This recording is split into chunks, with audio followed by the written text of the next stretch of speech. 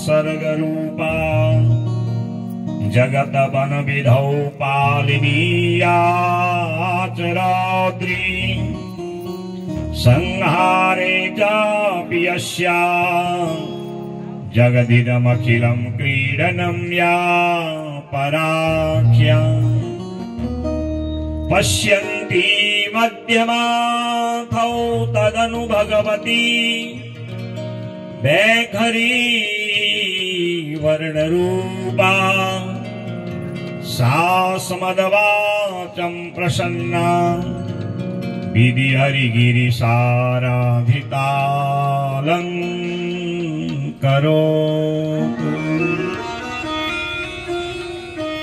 परम मंगलमय श्रीमद् देवी भागवत महापुराण को नमन करते हुए अपने पूज्य माता पिता सद्गुरुदेव इष्ट परम आराध्य को नमन करते हुए विप्र मंडली, संत मंडली, भक्त मंडली को नमन करते हुए आप सभी श्रोता रसिक जनों के हृदय में विराजमान शक्ति स्वरूपा आत्मस्वरूपा भगवती पराम्बा जगदम्बा आत्मा को नमन करते हुए कलिमल से पावन करने वाली ज्ञान गंगा स्वरूपा श्रीमद् देवी भागवत नवाह ज्ञान यज्ञ कथा का प्रथम दिवस कथा सत्र आरंभ हो रहा है। आज प्रथम दिवस है तो पहले दिन कोई भी कार्य किया जाता है तो उसमें थोड़ा अधिक समय लगता है।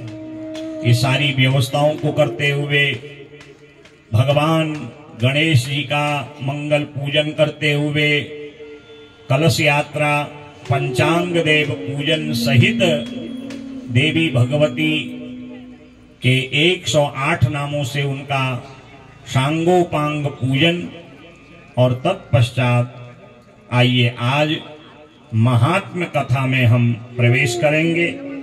श्री स्कंद पुराण के मानस खंड में 5 अध्यायों में देवी भागवत की महिमा को बताया है, जिसको हम देवी भागवत महात्म्य कथा कहते हैं। ये देवी भागवत कैसा है, क्या स्वरूप है, कैसे किया जाता है, क्या विधि क्या विधान, और किस किस ने इस कथा को श्रवण किया और कैसे भगवती के परम पद को प्राप्त कराने के लिए ये उनकी एक सरल स्तुति है। वेद व्यास भगवान ने 18,000 श्लोकों में 12 स्कंदों में और 318 अध्यायों में महाकाली, महालक्ष्मी, महासरस्वती का पावन चरित्र रच के अपने परम भागवत शिष्य सूत महाराज जी को सुनाया और सूत जी ने पावन नैमिषारण्य की भूमि में सौनक आदि 88,000 महात्माओं को इस कथा को सुनाया और द्वापर के अंतिम चरण में इसकी रचना की और गुरु शिष्य परंपरा से ये कथा हम तक और आप तक आज पहुंच रही है। इसमें भगवती पराम्बा शक्ति उनके मुख्य 3 रूपों को बताया है, महाकाली, महालक्ष्मी, महासरस्वती। महाकाली कौन है, कैसे उनकी उत्पत्ति होती, कैसे वो प्रकट होती है। महालक्ष्मी जो अष्टादश भुजा पराम्बा भगवती कमल में विराजमान है, उनकी 18 भुजाएं कैसे प्रकट हुई और उनकी उत्पत्ति कैसे हुई और कैसे देवताओं ने उनकी स्तुति करी। और महासरस्वती भगवती पराम्बा जगदम्बा किस प्रकार प्रकट होती है और कैसे वह प्रकट होकर के असुरों का संहार कर अपने भक्तों पर कल्याण करती है। ये मुख्य 3 शक्तियां हैं और इन्हीं शक्तियों की हजारों लाखों करोड़ों अनेक शक्ति हैं। पुष्टि, स्वाहा, स्वधा, भ्रामरी, दुर्गा, भद्रकाली, जगदम्बिका, ईशानी, रुद्राणी, पार्वती इत्यादि, जिनके नामों का कहीं तक भी अंत कोई नहीं कह सकता है। नते रूपम वे तुम सकल भुवने कोपि निपुण हो। स्वयं वेद व्यास जी कहते हैं 18,000 श्लोकों में मां मैंने आपकी देवी भागवत के रूप में स्तुति की, फिर भी नते रूपम वेतुम, तुम्हारे गुणों का, तुम्हारे स्वरूपों का पूर्ण रूप से वर्णन करने की शक्ति मेरी वाणी में नहीं है। नेति नेति वाक्येर्या मोदिता सकलागमई न इति, वेद भी कहते हैं नेति नेति कह अंत न पावा। बहुत कुछ कह दिया और फिर भी कहा कि जितना भी कहा फिर भी वह अधूरा ही है। तदपि तब गुणाना मीश पारम नयाति, फिर भी उनके गुण गणों का पूर्ण रूप से बखान करना कठिन है। ऐसी जो पराम्बा भगवती जगदम्बा है, उनके विषय में जिस पुराण में लिखा है उस पुराण का नाम है श्रीमद् देवी भागवत। बोलिए देवी भागवत महापुराण की जय। वैसे तो जितने भी पुराण 18 पुराण, 18 उपपुराण, 18 औप पुराण, इन सब में भगवती का चरित्र विस्तार रूप से बताया है। क्योंकि संसार में शक्ति की उपासना सबको करना पड़ता है। शक्ति के बिना इस संसार में जीवन शून्य है। या देवी सर्वभूतेषु शक्ति रूपेण संस्थिता नमस्तस्यै नमस्तस्यै नमस्तस्यै नमो नमः। वो चींटी से हाथी पर्यंत आप हम सब में शक्ति रूप में, चेतना रूप में विद्यमान है। यदि शरीर में शक्ति न हो, प्राण न हो, चेतना न हो, तो फिर ये क्या बन जाए? शव। शव माने जिसमें चेतना नहीं है, जिसमें प्राण नहीं है और जो अस्पृश्य है, और शव में थोड़ी देर बाद दुर्गंध आने लगती है। और स्वयं भगवान शिव भी कहते हैं, हे भगवती पराम्बा, हे पार्वती, यदि आपका हमसे ब्याह नहीं होता तो हम शिव नहीं कहलाते। हमको शिव न कह के लोग शव कहते। शव माने जो किसी काम का नहीं है। शक्ति में छोटी ही है ना, वो शव में मिल गई, क्या बन गया? शिव। शिव माने कल्याण करने वाला। भगवान शिव भी कल्याण तब करते हैं जब शक्ति उनका संयोग करती है। शक्तिं बिना महेशानि तवाहं स्वरूपकः शक्तियुक्तो तदा देवी शिवोऽहं सर्वकामदः। जब आपका हमने पाणी ग्रहण संस्कार किया, हमारा आपके साथ ब्याह हुआ, भवानी त्वत्पाणी ग्रहण परिपाटी फलमिदम्, तो उसका परिणाम हुआ कि हम शिवोहम सर्व कामदः, हम शव से शिव बन गए, कल्याणकारी देवता बन गए। इसलिए शक्ति की आराधना सब करते हैं। देवता भी करते हैं, असुर भी करते हैं, गंधर्व भी करते हैं, किन्नर भी करते हैं, पन्नग भी करते हैं, मोहरक करते हैं। और भारतवर्ष में ही नहीं, विश्व में जितने भी संप्रदाय हैं वो अलग अलग ढंग से शक्ति की उपासना करते हैं। पावर को कौन नहीं मानेगा? ये हम बोल रहे हैं अगर पावर चली जाए तो आपको सुनाई देगा? नहीं। ये सारा खेल दुनिया में पावर का ही है महाराज। सत्ता की पावर, गृहस्थ चलाने की पावर, ये क्या पावर है? शक्ति, एनर्जी। और बिना ऊर्जा के, शक्ति के संसार में कोई भी क्रिया नहीं हो सकती। इसलिए हम जो कुछ भी कर रहे हैं और जो भी हम करेंगे वो सब शक्ति की ही उपासना है। इसलिए कार्य ऐसा करो कि हमसे कोई अपराध न होवे। ऐसी जो शक्ति के विषय में बताने वाली कथा है, शक्ति तक पहुंचाने वाला मार्ग है, और उस भगवती के चरित्र का बखान करने की जो कथा है उसका नाम है श्रीमद् देवी भागवत महापुराण। बोले देवी भागवत महापुराण की। ये भगवती का पावन चरित्र है। वेद व्यास भगवान ने लिखा कलयुग के लोगों के कल्याणार्थ तक अर्थात हम तक उसको पहुंचाया है। और अनेक जन्मों के जब पुण्य होते हैं तब ये कथा सुनने का अवसर हमें मिलता है।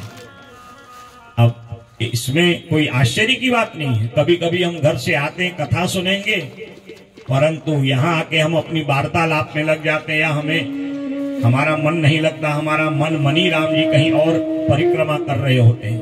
अर्थात पुण्य से तो आए थे पर पुण्य पूर्ण नहीं थे, जिसके कारण कथा में मन नहीं लगा। इसलिए जब भी कथा में आओ, मंडप में आते ही बस केवल देवी के ही बन जाओ। जन्मांतरे भवेत् पुण्यम तदा भागवतम लभे सदा सेव्या देवी भागवतम नरैः। इसलिए निरंतर इसका सेवन करिए। ये भगवती का पावन चरित्र केवल सुनने मात्र से ही जीव के पापों का हरण करता है। मैंने आपको निवेदन किया कि 18 पुराणों में यत्र तत्र सर्वत्र देवी का चरित्र है। मार्कंडेय पुराण के 9000 श्लोकों में देवी की दिव्य कथा है, जो हम सप्तशती पाठ करते हैं नवरात्र में ना। देखिए भी नवरात्र चल रही है, ये कार्तिक शुक्ल नवरात्र है। आश्विन माह और कार्तिक माह को महालया पर्व भी कहा जाता है। जितना महत्व आश्विन कृष्ण के श्राद्धों का है पितृपक्ष का, उतना ही कार्तिक कृष्ण के 15 दिनों का है, इनको भी महालया कहा जाता है। जितना महात्म्य शरदकालीन अर्थात आश्विन के माह की नवरात्रि का है, उतना ही महत्व कार्तिक के नवरात्र का है। और आप तो भाग्यशाली हैं, पावन भूमिया मंदिर की भूमि में भ्रामरी देवी के सानिध्य में देवी के पावन चरित्र और कार्तिक के महीने, और कार्तिक में तो दामोदर तुलसी की, शालिग्राम तुलसी की पूजा होती है। और ये बड़ा अच्छा पुण्य संयोग है कि जो कथा का विश्राम दिवस है पारायण का, वो तुलसी व्रतोद्यापन का दिवस है। और देवी भागवत में 9वें स्कंद में तुलसी का चरित्र बड़े विस्तार से सुनाया है। वही तुलसी है, वही स्वाहा है, वही स्वदा है, वही सावित्री, वही गायत्री, वही वेद माता है, वही जगदम्बा है, वही ब्राह्मणी है, वही दुर्गा है, वही भद्रकाली है। उनके अनेक नाम हैं, पर वो शक्ति रूप में एक हैं और सब में विद्यमान है। ऐसी वह जो शक्ति स्वरूपा भगवती है, उसकी पावन कथा को निरंतर श्रवण करना चाहिए।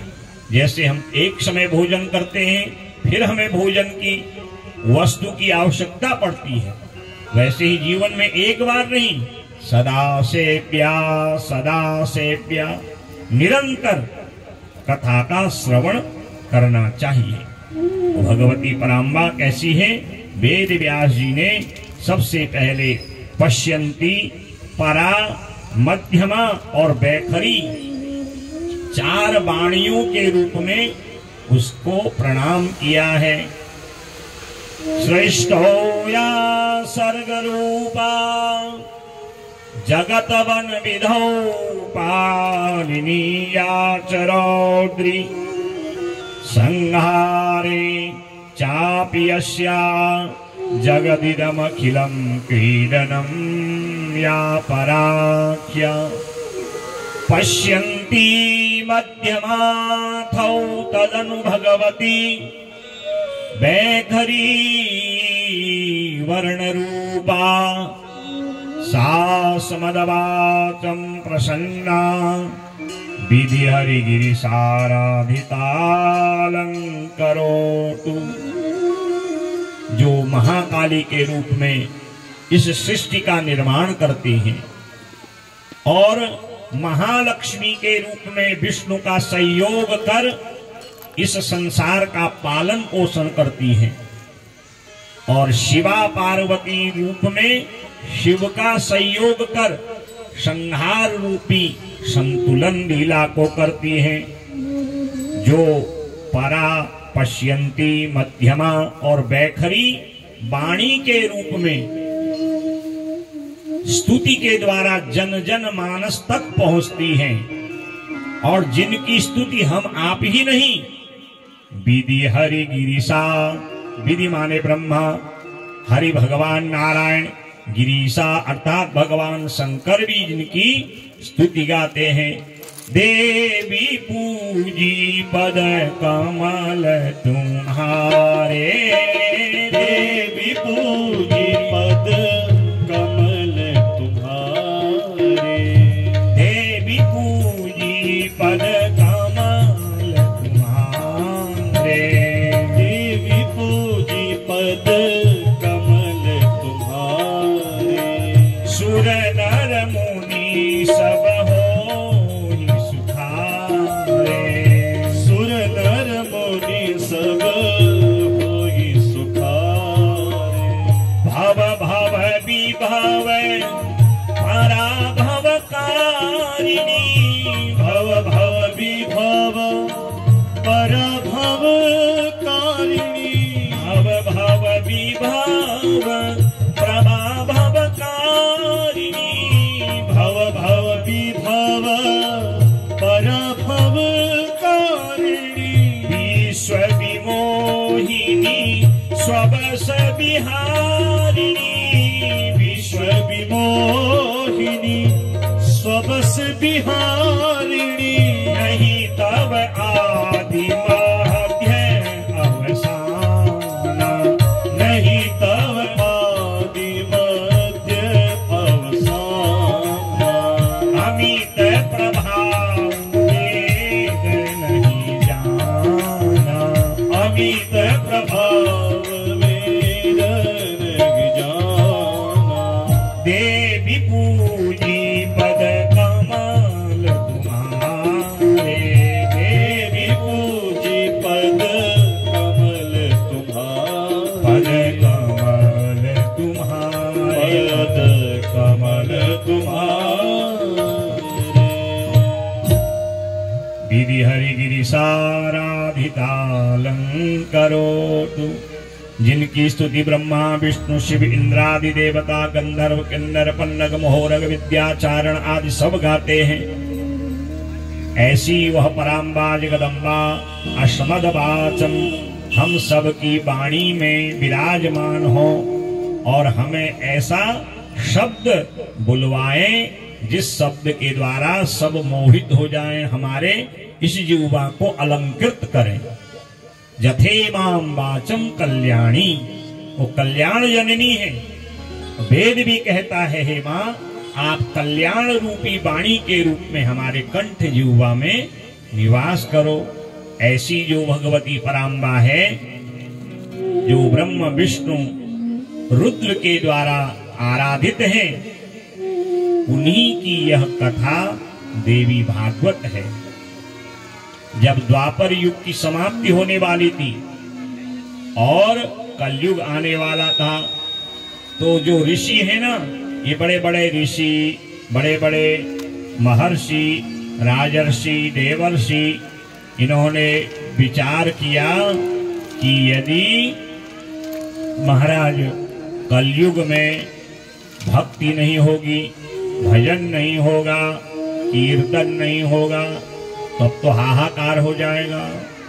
हम लोग इतना भजन कीर्तन कथा पूजा पाठ करते हैं। हमारे इसी हल्द्वानी में अगर हिसाब लगाओ तो अभी इस समय 10, 20, 25 भागवत तो चल ही रहे होंगे। कितना भजन हो रहा है।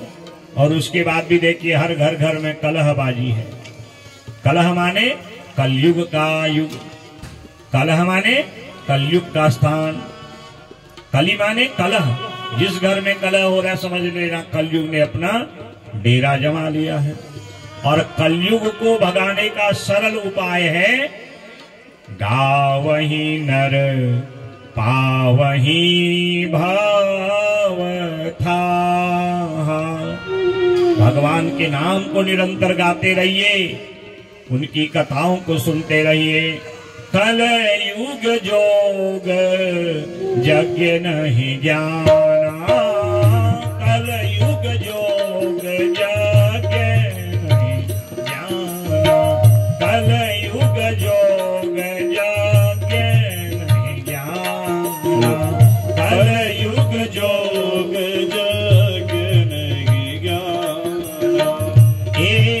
आधार नाम गुण गाना, एक आधार राम गुण गाना। कलयुग केवल हरि गुण गाहा, कलयुग केवल हरि गुण गाहा। गावहि नर पावहि भवधाहा, गावहि नर पावहि भवधाहा। गावहि नर पावहि भवधाहा, गावहि नर पावहि भवधाहा। कलयुग में भगवान की कथा को सुनिए, उनके पावन नाम को गाइए। आपको घर बार छोड़ने की भी आवश्यकता नहीं, कहीं अलग से झोपड़ी बना के भजन करने की भी आवश्यकता नहीं, क्योंकि इस कलयुग में जो जितना भगवान की चर्चा करेगा, जितना भगवान के नाम का गायन करेगा, कलयुग उसके घर से दूर रहेगा। सब कुछ है, यदि भगवान की भक्ति नहीं है, भगवान का भजन नहीं है, तो समझ लेना कलयुग ने घर में और बुद्धि में डेरा जमा लिया है। और जिसकी बुद्धि में कलयुग बैठ जाता, आगे आप राजा परीक्षित की कथा सुनोगे, उसकी स्थिति क्या होती है। फिर वो अपने पराये का सम्मान नहीं करता, वो प्रमादी बन जाता है, अहंकारी बन जाता है। इसलिए भजन करिए। अच्छा, भजन करके भजन का आडंबर नहीं करना है। मैं ये जानता हूँ, ये जानती हूँ, मैंने तो इतनी कथा सुन ली, इतनी करा ली। कई लोगों के मन में ये भी रहता है, भैया हमने तो इतना कर दिया, अगर करा है तो फिर मैं क्यों? क्योंकि करने वाली वो, कराने वाली वही। आप कौन है? ये तो आपको उन्होंने श्रेय दिया है। तो ये मैं वाला भाव भी जब तक रहेगा, इसका मतलब आप भक्ति के अधिकारी नहीं हैं।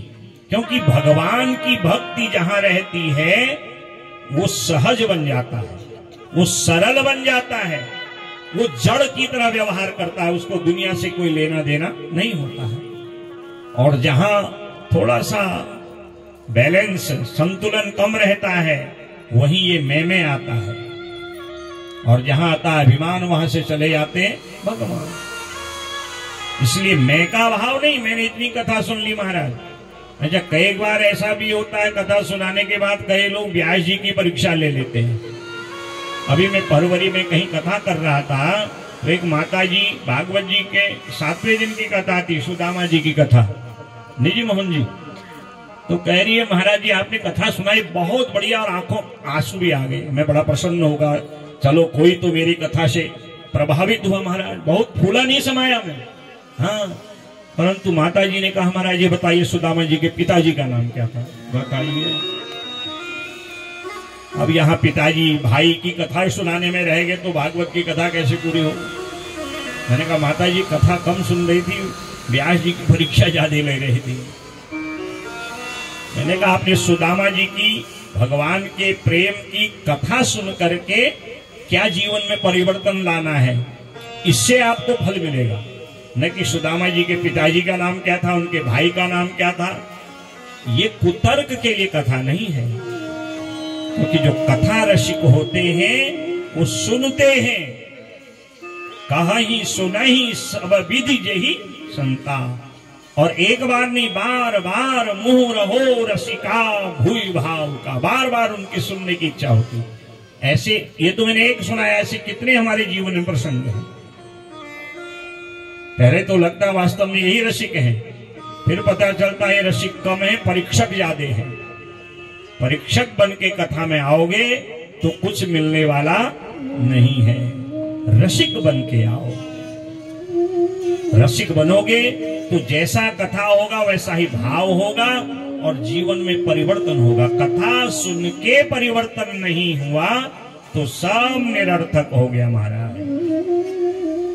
भक्ति बिना नर सो है ऐसे, भक्ति बिना नर सो है ऐसे, लवण बिना बहु व्यंजन जैसे, लवण बिना बहु व्यंजन जैसे।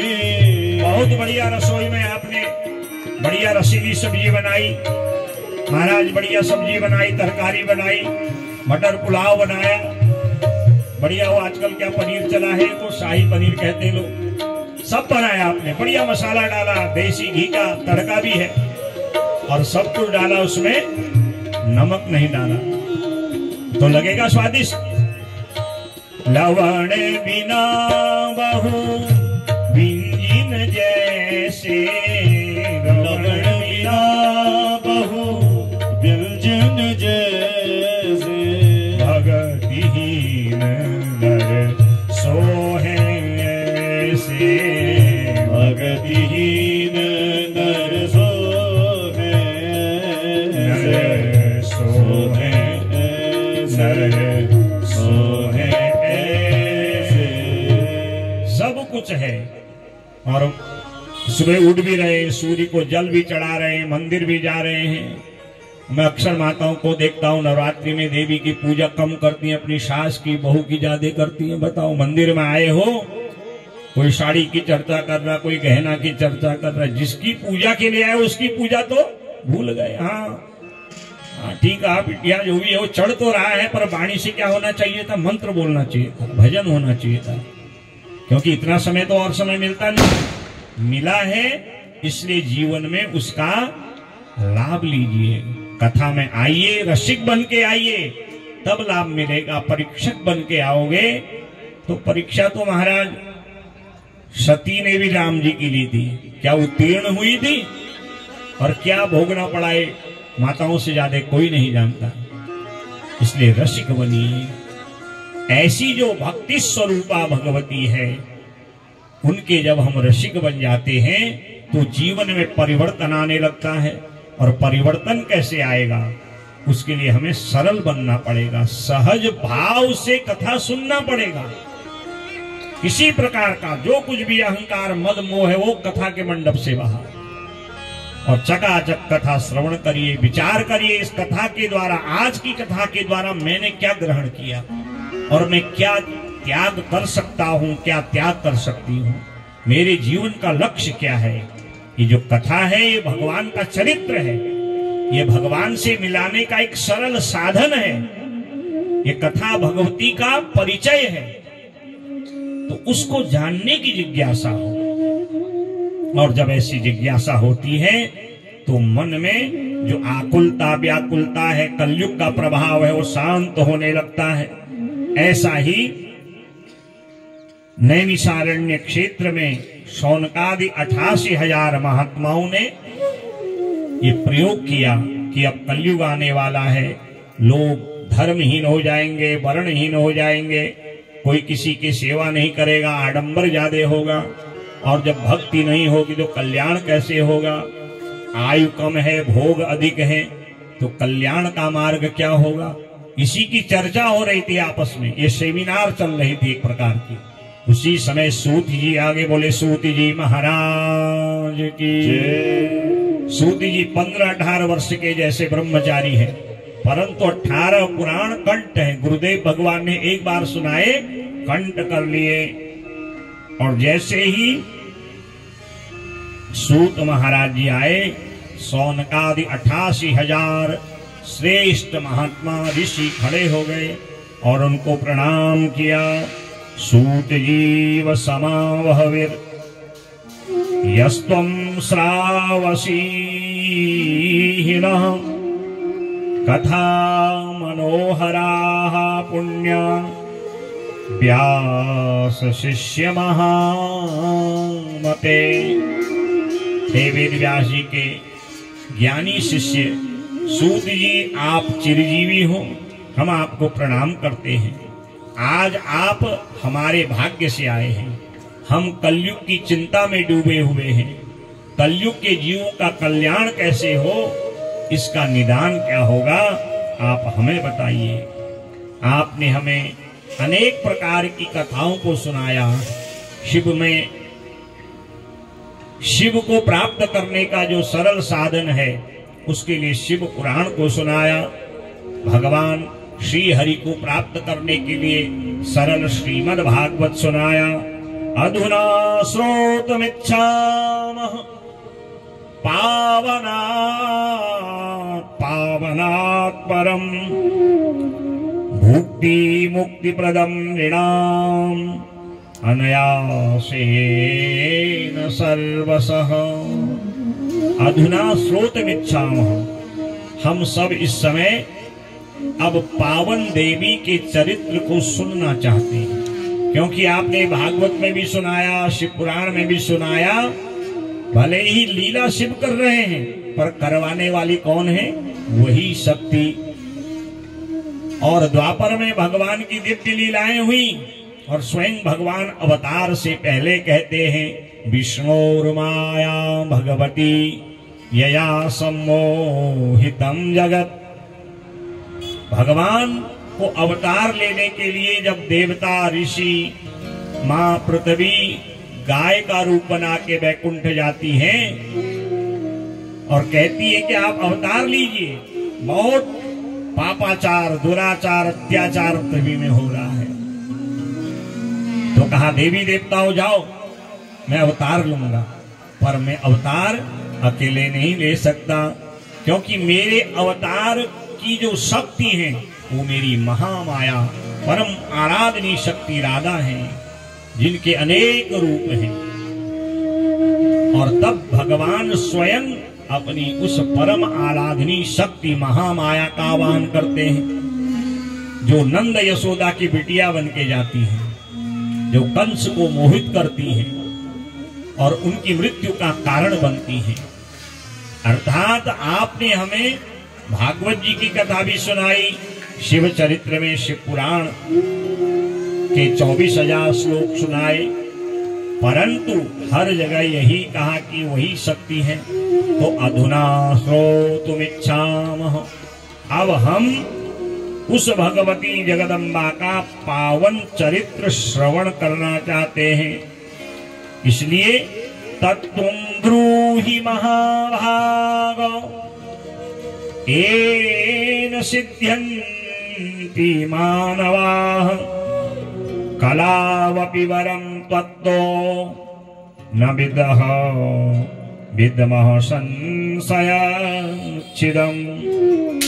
आप हमें परम तत्व को बताइए, और जिससे मनुष्य के सारे कार्य पूर्ण हो जाए, क्योंकि कलयुग में न कोई बड़ी तपस्या कर सकता है, और कलयुग में न कोई बड़ा यज्ञ कर सकता है।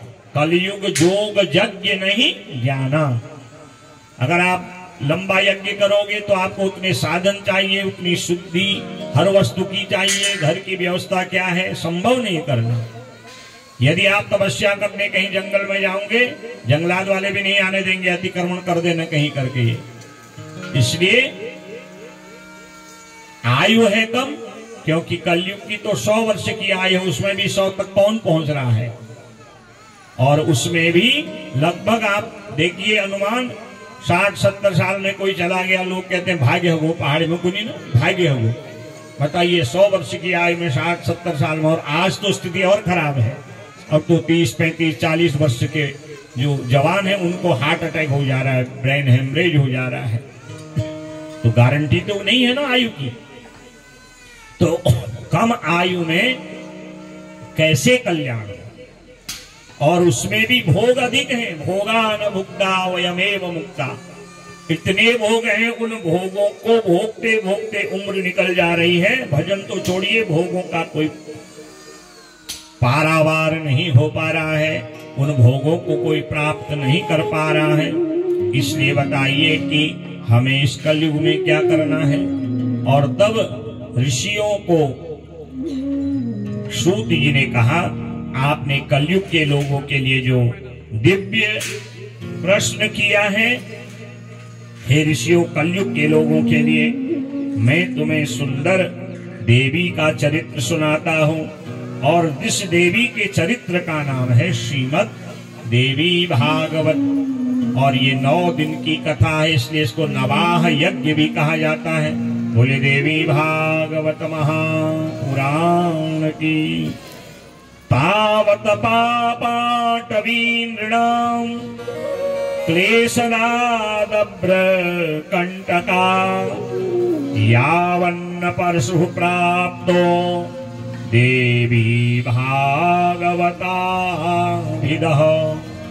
ये बड़े बड़े तीर्थ, बड़े बड़े जप तप यज्ञ, बड़े बड़े दान अपना प्रभाव तब तक जमाते हैं जब तक देवी भागवत की कथा नहीं होती। यदि बड़े बड़े जप तप यज्ञ दान धर्म की एक साथ फल प्राप्ति आपको करनी है तो 9 दिन तक श्रीमद् देवी भागवत की कथा सुनो। और कलयुग में तो सुनने की ही महिमा है। स्वयं मार्कंडेय पुराण में वेद व्यास भगवान कहते हैं, श्रुतम हरति पापानि तथारोग्यम प्रयच्छति। श्रवण करने मात्र से ही सारे पाप दूर हो जाते हैं। राम कहने से तर जाएगा रे, मैया कहने से तर जाएगा रे, कहने से तर जाएगा रे, मैया कहने से तर जाएगा। राम कहने से तर जाएगा रे, राम कहने से तर जाएगा रे, कृष्ण कहने से तर जाएगा रे, कृष्ण कहने से तर जाएगा रे, पार भव से तर जाएगा रे, पार भव से तर जाएगा रे, राम कहने से तर जाएगा, राम कहने से तर जाएगा।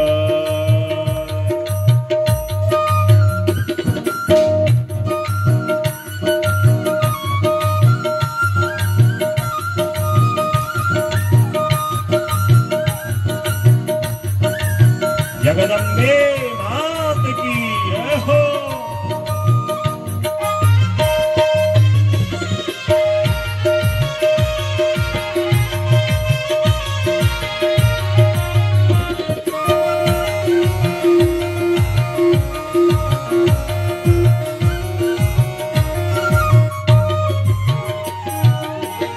बड़ी मुश्किल से नर्तन मिला, बड़ी मुश्किल से नर्तन मिला, बड़े भाग मानुष तनु पावा, सुर दुर्लभ सद ग्रंथ निगावा, साधन धाम मोक्ष के द्वारा और पाहि न जही परलोक सवारा। ऐसे ही नहीं मिला है, बहुत आपने दान किया, पुण्य किया, जप किया, तप किया, भगवान की कथा सुनी, सेवा करी, नवरात्र विधि से देवी का पूजन किया अनेक जन्मों में, तब ये मानव तन मिला है। बड़े मुश्किल से नर्तन मिला, बड़ी मुश्किल से नर्तन मिला, बड़ी मुश्किल से नर्तन मिला, बड़ी मुश्किल से नर्तन मिला। क्या पता फिर बिखर जाएगा रे, क्या पता फिर बिखर जाएगा रे, मैया कहने से तर जाएगा रे, मैया कहने से तर जाएगा रे, शिव कहने से तर जाएगा रे, शिव कहने से तर जाएगा रे, पार भव से तर जाएगा रे, पार भव से उतर जाएगा रे, पार भव से उतर जाएगा।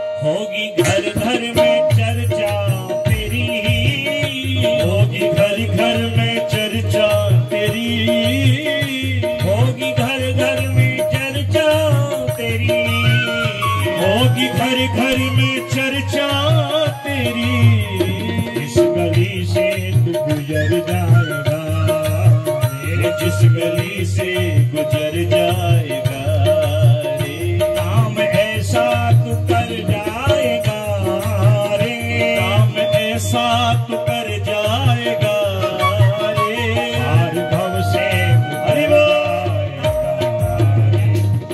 भव से उतर जाएगा रे, पार भव से उतर जाएगा रे, पार भव से उतर जाएगा रे, राम कहने से कर जाएगा रे, राम कहने से कर जाएगा, कृष्ण कहने से कर कर जाएगा। आदि शक्ति जगदम्बे मात की हर हर हर महादेव। कौन सा ऐसा पुराण है, कौन सी ऐसी कथा है जिसके द्वारा बेड़ा पार हो जाएगा? सूती जी कहते ऋषियों, तुम्हारा प्रश्न केवल अपने लिए नहीं बल्कि संसार के जो कलयुग के लोग आकुल व्याकुल संसार के विषयों में दुखी हैं, उनको भवसागर से पार करने वाला प्रश्न है। वैसे तो एक एक जो है पुराण, एक एक चरित्र इस जीवन को पवित्र करने वाला है, परंतु उसमें भी जो 9 दिन का यज्ञ है, अष्टादश पुराणानां मध्ये सर्वोत्तमं परम देवी भागवतं नाम धर्म कामार्थ मोक्षम्। धर्म, अर्थ, काम और मोक्ष, इनको 4 पुरुषार्थ कहा जाता है। और जिसने सिद्ध कर लिए फिर उसको परम गति जाने से कोई रोक नहीं सकता। अगर 4 पुरुषार्थ सिद्ध करने हैं तो 9 दिन की देवी भागवत को मनोभाव से श्रवण करो। ये जो देवी भागवत है ये इतना दिव्य है कि जब राजा जन्मेजय ने अपने पिता के मृत्यु के पश्चात, जब तक्षक ने राजा परीक्षित को डस लिया, एक कथा आएगी यहाँ भागवत जी में, तो विस्तार से यहाँ 1-2 अध्यायों में प्रसंग आपको सुनाऊंगा। पितुर्दिव्या गतिम राजा विलोक्य जनमे जयः व्यासं मुनिं समभ्यर्च्य परामुदमवापः। राजा परीक्षित ने शमीक महात्मा का अपमान कर उनके गले में मरा सर्प डाला। उनके बेटा ने श्राप दे दिया, 7वें दिन तक्षक डसेगा। राजा आकुल व्याकुल होके गंगा तट पे गए। सुखदेव भगवान के मुखार बिंद से निरंतर भागवती गंगा को श्रवण किया, ग्रहण किया, और उसका ये परिणाम हुआ कि उनको दिव्य रूप में भगवान का दर्शन हो गया। और स्वयं जो भयाक्रांत परीक्षित था 7 दिन पहले, और 7वें दिन की कथा जैसे ही विश्राम को गई, क्या कहता है? सिद्धोस्मि नु गृहीतोस्मि भवता दर्शितम परम। आज मैं सिद्ध हो गया हूं, अब मुझे काल का भी भय नहीं है। ऐसा निर्भय करने वाली जो भागवत कथा को सुन के परम गति को जा रहा था, तक्षक आया ब्राह्मण का वचन रखने के लिए। तो जन्मेजय को क्या लगा कि मेरे पिता को तक्षक ने डसा है, और जिसको सर्प डसता है उसकी सदगति नहीं होती। तो द्वेष में आके सर्प शत्र यज्ञ कर डाला। तब वेद व्यास जी ने कहा, क्या करता है? पुत्र उसे कहते हैं जो अपने माता पिता को सदगति देने के लिए अच्छा कर्म करे। पुम्नाम नरकात्रायते। पुत्र माने पितरों ने कोई अपराध कर दिया और पुम भयंकर नरकों में वो जाने वाले हैं, और पुत्र ऐसा यज्ञ करे, अनुष्ठान करे, दान करे, ऐसा सत्कर्म करे कि वो नरक के बजाय स्वर्ग जाए। और तूने क्या कर दिया? तेरे पिता तो भागवत की कृपा से स्वर्ग आदि लोकों को प्राप्त कर रहे थे, परंतु तूने जो है सर्प शस्त्र यज्ञ करके, सर्पों की हत्या करके, सर्पों को यज्ञ में स्वाहा करके जीव हत्या का पाप ले लिया। और जिस कुल में जीव हत्या करने वाला हो, लोग 9 दिन तक नवरात्र करते हैं, कहते महाराज सावन के महीने, वैशाख के महीने, कार्तिक के महीने, माघ के महीने हम लहसुन प्याज भी नहीं खाते, तो बाकी 8 महीने क्या खाते हैं महाराज? सब कुछ खाते हैं, सर्वभक्षी हो जाते हैं। तो क्या ऐसे तुम्हें पुण्य मिलेगा? 4 माह तो नियम कर लिया और 8 माह में मांस भी खाया, मदिरा भी खाया, तो मांस खाने वाला कभी भगवान का भक्त नहीं हो सकता है, ये गारंटी है। और उसको कभी सदगति मिलेगी भी नहीं, क्योंकि जो व्यक्ति कहे कि मैं मांस खा के 4 महीना व्रत करूंगा, हाँ उसके बाद वो अपराध न करे, तब कहीं भगवान उसके अपराध को क्षमा करेंगे। और 4 माह तुम्हारा नियम धर्म किए, फिर उसके बाद पशु पक्षियों की तरह हिंसा करने वाले जीवों की तरह मांस खाया, मदिरा पिया, किया, सब व्यर्थ हो गया। क्योंकि मांस को कोई खावे तब खावे जब किसी की हत्या, किसी जीव की हत्या जब की जाएगी, तभी तो मांस खाएगा आदमी। और जो मांस खाएगा उसको उसकी हत्या का पाप लगेगा, क्योंकि मांस खाने वाला कभी दयालु नहीं हो सकता, वो कभी भक्ति का अधिकारी नहीं हो सकता।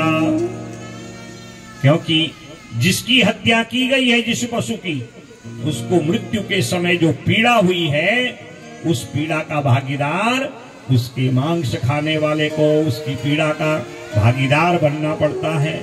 तो भैया कैसे वो महाराज, कैसे उसका कल्याण होगा? यही बात वेद व्यास कहते हैं, तेरे पिता ने भागवत सुन के सदगति को प्राप्त का मार्ग खोल लिया, और तूने जीवों की हत्या कर, सर्पों को स्वाहा स्वाहा उनका प्राण लेकर के तूने जो पाप किया है, अब तेरे पिता स्वर्ग नहीं नरक की ओर जा रहे हैं। भयाक्रांत हो गया राजा जन्मेजय। 3रे स्कंद में ये कथा आरंभ होगी। राजा परीक्षित ने चरण पकड़ लिए कि महाराज मैं कौन सा कर्म करूं जिस कर्म के द्वारा मेरे पिता की सदगति हो। और तब वेद व्यास जी ने कहा, पितुर्दिव्या गतिम राजा विलोक्य जन्मेजय। राजा परीक्षित के बेटा जन्मेजय ने जब ये बात सुनी, व्यासम मुनिम समभ्यर्च्य पराम मुदमवापः। और तब वेद व्यास जी के चरणों का पूजन कर जीव हत्या के पाप से निवृत्त होने का साधन अपनाया। और वेद व्यास जी ने कहा, मैं तुझे उस साधन को बताऊंगा, और वो साधन है श्रीमद् देवी भागवतम नाम। ये देवी भागवत की 9 दिन तक तू कथा कर और संकल्प कर, किसी की हत्या नहीं करेगा, किसी को कष्ट नहीं देगा, तुझे पुण्य मिलेगा और तेरे पितर भी सदगति हो जाएंगे। इसलिए ये शृण्वन्ति सदा भक्त्या देवी भागवतम कथाम तेषां सिद्धिर्न दूरस्था तस्मात् सेव्या सदा नृभिः। जो अपने जीवन में 9 दिन तक विधि और विधान से कथा सुनते हैं।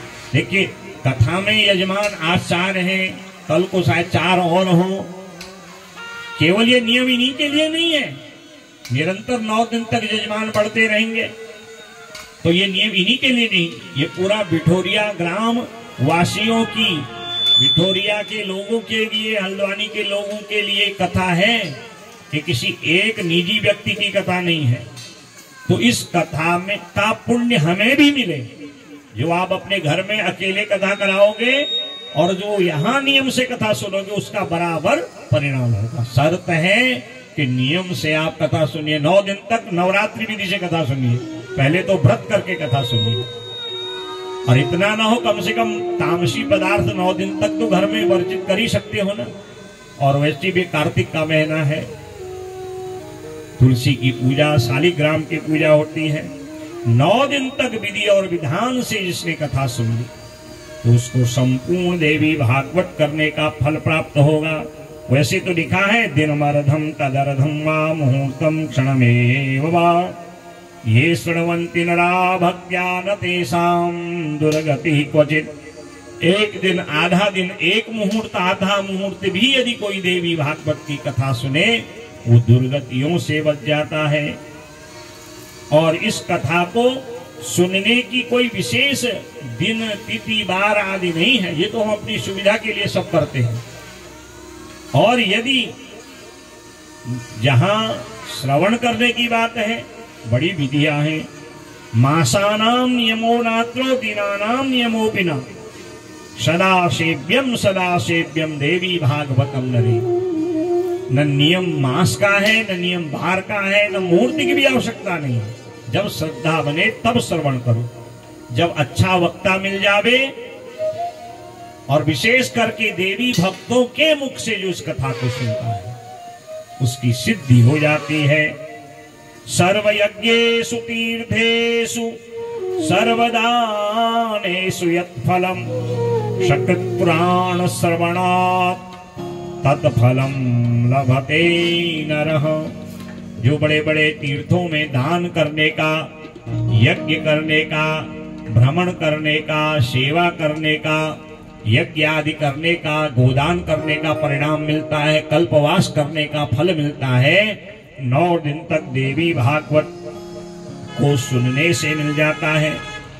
और यदि आश्विने मधुमासे तो तपो मासे सुतौ तथा, आश्विन के महीना, आषाढ़ के महीना और चैत्र के महीना और कार्तिक के महीने, माघ के महीने ये कथा सुनने को मिल जाए फिर तो क्या कहने महाराज। इसलिए 9 दिन का जो नवाह यज्ञ है जो कोई भी सुनते हैं, ऋषियों ने कहा महाराज क्या सब पापी भाव से पार हो जाते? कहा मैं तुम्हें सुनाता हूँ कौन कौन 9 दिन की कथा से पवित्र हो जाते हैं। ये दुर्हृदः पापरता विमूढ़ा मित्रद्रुहो वेद विनन्दकाश्च हिंसारता नास्तिक मार्गसक्ता नवाह यज्ञेन कलौ पुनन्ति ते। जिनके हृदय में कभी अच्छी बातें नहीं आती, कुछ भी बोलो उल्टा बोलते हैं, दुष्ट हृदय के जो लोग हैं, दिन रात पापों में लगे हैं, अच्छा काम नहीं करते हैं, माता पिता की जिन्होंने सेवा नहीं करी है, जिनको मित्र द्रोह का पाप है, जो वेद पुराणों की निंदा करते हैं, जो नास्तिक हैं, अमर्यादित कर्म करते हैं और हिंसा कर्म करते हैं, ऐसे लोग यदि अनायास 9 दिन तक देवी भागवत श्रवण कर लें तो उनको ये देवी भागवत का संपूर्ण फल मिलेगा और सारे पाप उनके नष्ट हो जाएंगे। अब कभी कभी स्थिति ऐसी होती कि महाराज मन गंगा स्नान करने को हुआ, बद्रीनाथ जाने का हुआ, वृंदावन जाने का हुआ, काशी जाने का हुआ, परंतु अवसर नहीं मिला, तो क्या करना चाहिए? श्रुति जी कहते तथा न गंगा न गया न काशी न नैमिषं नो मथुरा न पुष्करम पुनाति सद्यो बदरीवनम नो यथा हि देवी मख एष विप्राः। अगर गंगा जाने का, काशी जाने का, नैमिषारण्य, पुष्कर, मथुरा, प्रयाग आदि जाने का, बद्रीनाथ जाने का समय न मिले और इच्छा हो कि उस तीर्थ का पुण्य मिल जाए तो 9 दिन तक देवी मख एष विप्राहे ऋषियों 9 दिन तक कोई अगर कथा सुन ले तो उस कथा को सुनने से सारे तीर्थ व्रत का पुण्य उसे मिल जाता है। और इस कथा से संसार की सारी बाधाएं भी दूर होती हैं। सर्वा बाधा विनिर्मुक्तो धन धान्य सुतान्वितः मनुष्यो मत्प्रसादेन भविष्यति न संशयः। सभी प्रकार की बाधाओं का निराकरण होता है, धन पुत्र ऐश्वर्य की प्राप्ति होती है।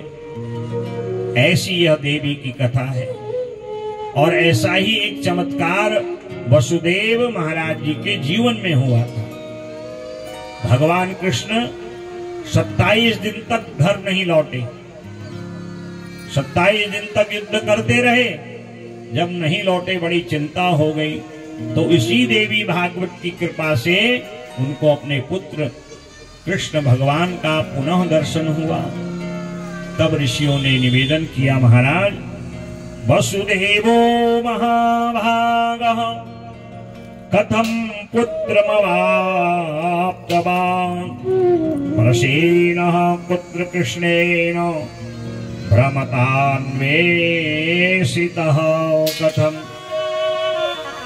वसुदेव भगवान का दुख कैसे दूर हुआ और कैसे भगवान जो बिछुड़ गए थे पुनः उनको कैसे प्राप्त हुए, हमको ये कथा सुनाइए। कहा ऋषियों, ये सब देवी भागवत के यज्ञ का ही परिणाम है कि भगवान 27 दिन में सकुशल घर लौटे, द्वारिका लौटे। यहाँ पर एक दिव्य कथा आती है। तब ऋषि उस कथा को श्रवण करते हैं, सूत जी सुनाते हैं। सत्राजित भोजवंशीयो द्वारवत्यां सुखम वसन सूरस्याराधने युक्तो भक्तश्च परमः सखा। भोजवंश में एक राजा हुए जिनका नाम था सत्राजित। इन्हीं की बेटिया सत्यभामा से भगवान श्री कृष्ण द्वारिकाधीश ने विवाह किया था। तो ये जो सत्राजित राजा हैं, ये भगवान सूर्य के बड़े उपासक थे। सूर्य की उपासना के अनेक लाभ हैं। यदि गले से कोई रोग हो गया हो, प्रातः काल सूर्य का दर्शन करिए, सूर्य को अर्घ्य दीजिए, सूर्य को नमस्कार करिए, सूर्य आसन करिए, आपके शरीर के आधे रोग दूर हो जाते हैं। तो ये विटामिन डी है ना, क्योंकि वैज्ञानिक युग है, यहाँ तो बिना बात के को लोग मानेंगे नहीं। पीलिया हो गया हो तो प्रातः काल का जो लाल लाल सूर्य की किरणें हैं, आधा घंटा उसमें बैठी है तो शरीर में नई ऊर्जा आती है, रोग का नाश होता है। तो सत्राजित सूर्य की आराधना किए और भगवान सूर्य उनसे प्रसन्न हुए और उनको यत्रास्ते समणिर्नित्यम् अष्टभार सुवर्णदः तस्मै प्रतीकस्य भगवस् स्यमन्तकमणिं ददौ। सूर्य भगवान ने प्रसन्न होकर के उनको एक सुंदर मणि दी, जिसका नाम सूर्यकांत मणि, स्यमंतक मणि कहा जाता है। और ये जो मणि है, इसका ऐसा प्रभाव है, जहां भी रहेगी 8 भार सोना नित्य पैदा करेगी। 76,80,000 धान के दानों का जितना वजन होता है, वो जो है 8 भार सोना, इतना सोना नित्य ये सत्राजित के खजाने में मणि पैदा करती थी। और कभी कभी सत्राजित इस मणि को धारण करके घूमा भी करता था, भ्रमण किया करता था। और इस मणि की विशेषता है, जहां ये मणि रहे वहां कभी भूख प्यास लोगों को सताती नहीं थी, वहां किसी प्रकार का अभी अकाल नहीं पड़ता था। तो राजा सत्राजित एक दिन मणि को धारण किए गले में और द्वारिका में भगवान श्री कृष्ण का दर्शन करने गए। और इस मणि का प्रभाव है, जहां भी मणि रहे ऐसा लगता है कि सूर्य प्रकट हो गए, इतना प्रकाश इसमें था। भगवान अपनी सुधर्मा सभा में बैठे। भगवान श्री कृष्ण द्वारिका में जिस सभा में बैठते हैं उसका नाम है सुधर्मा सभा। और इस सभा की बड़ी विशेषता है, अतिथि के लिए एक आसन सदा खाली रहता है। 10,000 बैठे तब भी एक आसन खाली है, 1,00,000 बैठे तब भी एक आसन। और यहाँ केवल धर्म की चर्चा होती है, सेवा की ही बात होती है। भगवान चर्चा परिचर्चा कर ही रहे थे। उसी समय सत्राजित सुधर्मा सभा में प्रवेश किए। सारे लोग खड़े हो गए, आश्चर्य हो गया। सूर्य आ गया, सूर्य आ गया। भगवान कृष्ण द्वारिकानाथ कहते नहीं, ये सूर्य नहीं, ये सूर्य मणि को धारण करने वाले, श्यमंतक मणि को धारण करने वाले राजा सत्राजित हैं। अब लोग भाई जब तक देखे नहीं मानेंगे कैसे। और सत्राजित आए और भगवान को प्रणाम किए, जो भी उपहार लाए थे दिए। तो लोगों ने देखा कितना प्रकाश इस मणि में है। लोगों ने कहा भाई लोग तो भगवान को सब कुछ अर्पण करते हैं। कुछ लोगों ने कहा आप भी भगवान को इस मणि को दे दो। राजा ने उस मणि को पकड़ लिया, भाई कहीं कोई मुझसे लूट न ले। और भगवान का दर्शन कर सत्राजित वापस अपने महल में आ गए। और एक दिन इनका जो छोटा भाई है जिसका नाम है प्रसेन, प्रसेन ने सोचा मेरा भाई जब इस मणि को पहनता है तो इसका प्रभाव बढ़ जाता है, लोग इन्हीं की तरफ देखते हैं, क्यों ना मैं इस मणि को धारण करूं। अब बड़े भाई ने तो तपस्या करके नियम संयम का पालन करके उस मणि को धारण किया था, प्राप्त किया था। क्योंकि जितने भी ये नग आदि होते हैं ना, स्टोन, ये जितने भी मणि आदि हैं ये पहनते हम लोग, ये बिना ज्योतिषी के सलाह के नहीं पहनना चाहिए। क्योंकि जो मणि मुझे अनुकूल है वो जरूरी नहीं आपको भी अनुकूल हो। तो प्रसेन ने जो है इस मणि को धारण किया और घूमना चाहता था राज्य में। मणि का दुष्प्रभाव पड़ा क्योंकि इसको ये अनुकूल नहीं हुई। ये घोड़े में बैठ के जंगल की ओर गया, साथ में धनुष बाण था। एक वृक्ष के नीचे एक शेर बैठा हुआ था, इसने सोचा मैं इसका शिकार कर लेता हूं। धनुष बाण निकाला और शेर पर उस बाण को मारा। घायल शेर ने प्रसेन पर प्रहार कर दिया और जैसे ही उस शेर ने प्रसेन को अपने पंजों से खींचा, साथ साथ में अपने पंजे के द्वारा घोड़े को ही मार दिया। घोड़ा भी मर गया और प्रसेन राजा सत्राजित का छोटा भाई भी मर गया। लौटा नहीं, बहुत दिन हो गए। राजा ने कहा मेरा छोटा भाई गया और उस मणि को लेके गया, लौटा नहीं। रानी से ऐसे ही कह दिया कि मैं एक बार द्वारिका गया था और द्वारिकावासी विशेष करके भगवान कृष्ण उस मणि को बार बार देख रहे थे। अब माताओं को बातें पचती कहाँ है महाराज, क्योंकि इतनी सरल होती है, अपने पास कोई चीजें रखती ही नहीं है महाराज। पतिदेव कितना कहें देखो ये बात बड़ी गोपनीय है, सीक्रेट है, मैं तुम्हें इसलिए बता रहा हूं तुम हमारी अर्धांगिनी हो, तुमसे छुपाना भी गलत ही है महाराज। क्योंकि छुपाओगे कितने दिन तक, अगर छुपा दिया फिर पता चले फिर घर में देखिए महाराज। तो इसलिए डरा हुआ पति पहले ही बताता है और कहता देख तुझे ही बता रहा हूं, इस बात को किसी को मत बताना महाराज, बस मत बताना। कहा नहीं माताओं की सरलता, सारे बिठोरिया में सारे हल्द्वानी में बातें बिना महाराज व्हाट्सएप के बिना सोशल मीडिया के पहुंच जाती हैं। दीदी ये बात आपको बता रही हूं बहन, उन्होंने कहा है किसी को मत बताना, तुम्हें बता रही हूं। टिप्पणी बताने लग रही तुम मेरा बहुत विश्वास पात्र है हो न? बस केवल टिप्पणी बताने लग रही और यहां पे बागेश्वर तक बात न गई महाराज। हाँ, इतना सरल मीडिया है, बिना नेट के चलता है महाराज। रानी से तो कहा था इतना ही, और रानी ने उसमें 4 बातें और बढ़ा के अपनी सखी को बताई और वो बात का बतंगड़ बनते बनते द्वारिकानाथ के कानों में चली गई। और बात क्या पहुंची कि कृष्ण हेन निहतो नूनम प्रसेनो मणिलिप्सुना तम सतम शुश्राव कृष्णोपि दुर्यशो लिप्तमात्मनि। और पहुंचते पहुंचते बात भगवान के कान में पहुंची कि भगवान ने मणि की लोलुपता के कारण, लोभ के कारण प्रसेन को मार दिया है।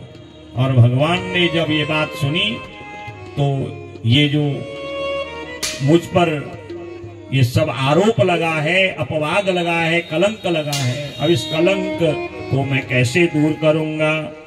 तो भगवान रथ में बैठ के कुछ द्वारिका के लोगों के साथ गए, क्योंकि भगवान तो अंतर्यामी है। सो तुम जानहु अंतर्यामी, सो तुम जानहु अंतर्यामी, सो तुम जानहु अंतर्यामी, सो तुम जानहु अंतर्यामी।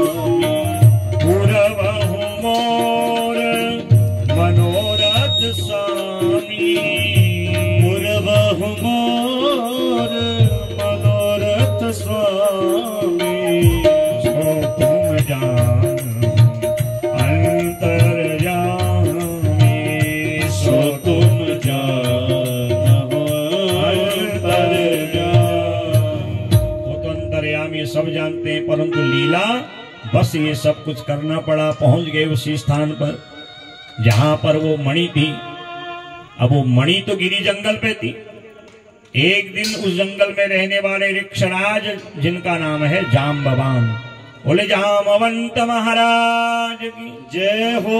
जामवंत जी को तो सभी जानते हैं ना, भगवान राम जी के मुख्य सचिव थे।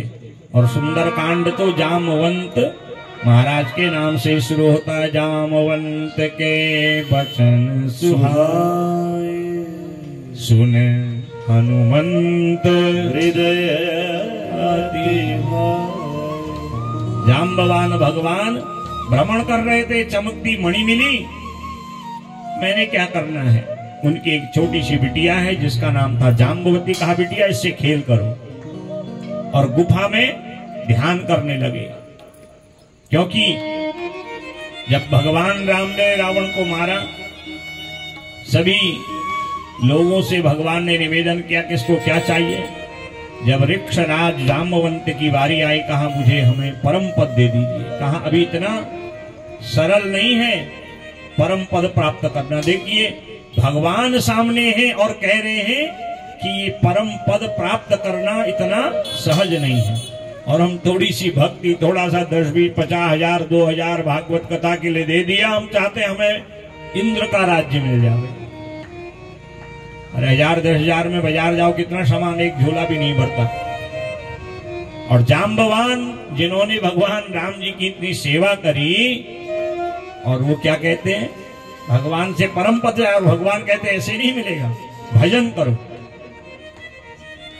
और जिसको तुम युद्ध में पराजित करोगे, मल युद्ध में, समझ लेना, अर्थात बड़े बड़े रावण आदि को तुमने पराजित किया और मेरी भक्ति करी, कहीं न कहीं कोई चूक तो रही होगी ना।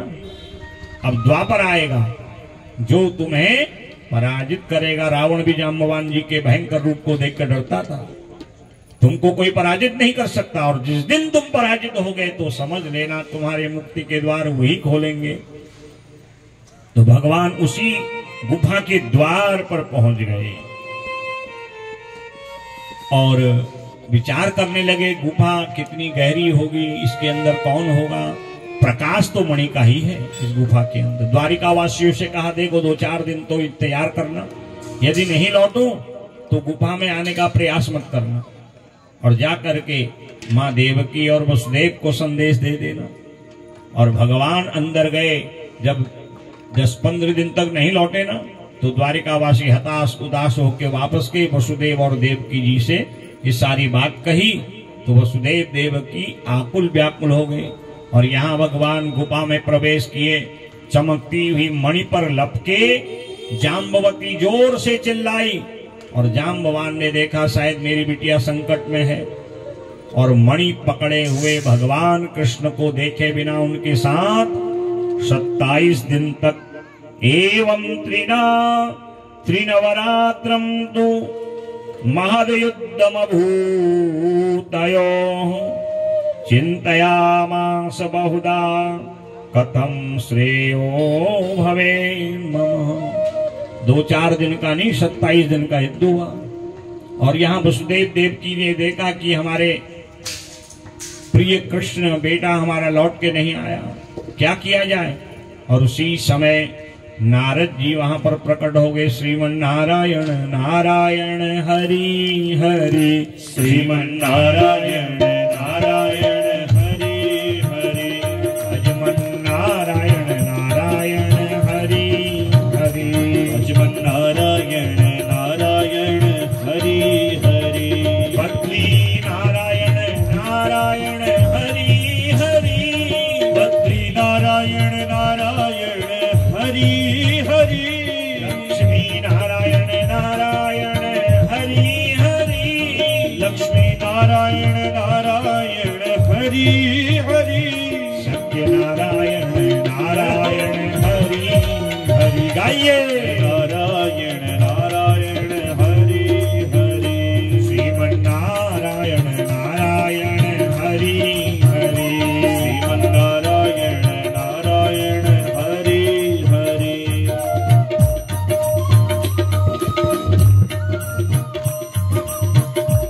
नित्य गाते हैं नारद जी अपनी वीणा में नारायण नारायण।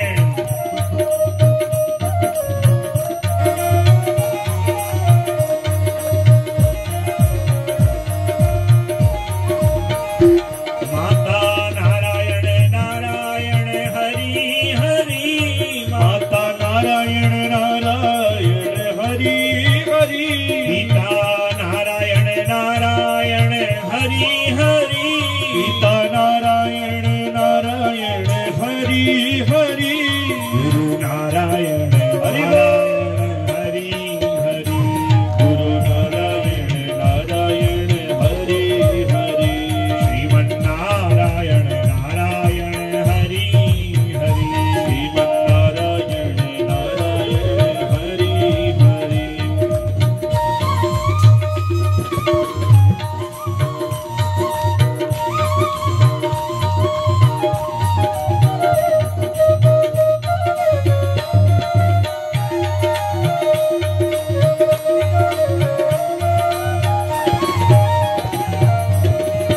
सुख नारायण नारायण हरि हरि, सुख नारायण नारायण हरि हरि, व्यास नारायण नारायण हरि हरि, व्यास नारायण नारायण हरि हरि, भागवत नारायण नारायण हरि हरि, भागवत नारायण नारायण हरि हरि, श्रीमन नारायण नारायण हरि हरि, श्रीमन नारायण नारायण हरि हरि, भजमन नारायण नारायण हरि हरि, भजमन नारायण नारायण हरि हरि, श्रीमन नारायण नारायण हरि हरि, श्रीमन नारायण नारायण हरि हरि, भजमन नारायण नारायण हरि हरि, ओ भजमन नारायण नारायण हरि हरि हरि, बोले नारद जी महाराज की जय। लक्ष्मी नारायण भगवान की जय। पहुंच गए द्वारिका में। वसुदेव जी ने कहा ये महाराज स्वागत किया। नारद जी कहते हैं आपके मुख में तो बड़ी चिंता है, क्या कोई दुख है? नारद जी से वसुदेव जी कहते हैं मेरे पुत्र को आज 17-18 दिन हो गए हैं, किस संकट में पड़ा, लौट के नहीं आए। सारे द्वारिका के लोग लौट के आ गए, मैं अपने पुत्र के लिए क्या करूं? अतः सोचामि तद्ब्रूहि येन लप्से सुतं मुने, बहवः दिवसायाता नायाप्यद्यपि मे सुतः। बहुत दिन बीत गए, मेरा कृष्ण लौट के नहीं आया। आप तो सर्वज्ञ हैं मुनि, हे देवर्षि कोई उपाय बताइए। नारद जी कहते हैं बहुत सरल उपाय है। पुत्र प्राप्ते यदुश्रेष्ठ देवी आराधयाम्बिका, तस्या आराधनेनैव सद्यः श्रेयो हि वांस्यसि।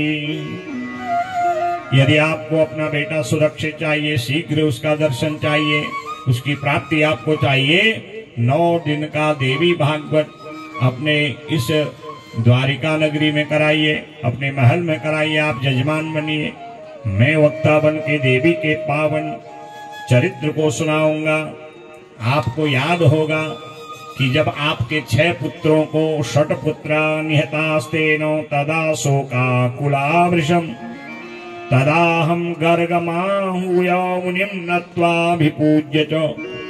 एक एक करके कंस ने जब 6 पुत्रों को मार दिया था, तब मेरी प्रेरणा से गर्गाचार्य जी विंध्य पर्वत में गए थे और भगवती जगदम्बा की आराधना करी और कहा मेरे यजमान वसुदेव के यदि पुत्रों का संरक्षण हो जाए, वो सुरक्षित रहे, कंस के हाथों बच जाएं, तो देवी मैं तुझे विंध्यवासिनी के नाम से इस विंध्य पर्वत में पूजूंगा। बोले विंध्यवासिनी मैया की जय। जो उत्तर प्रदेश के मिर्जापुर में काशी से पूरब की ओर 40-45 किलोमीटर आगे विंध्य पर्वत में आज भी मां नमो नमो विंध्येश्वरी नमो नमो जगदम्ब संत जनों के काज में करती नहीं विलंब।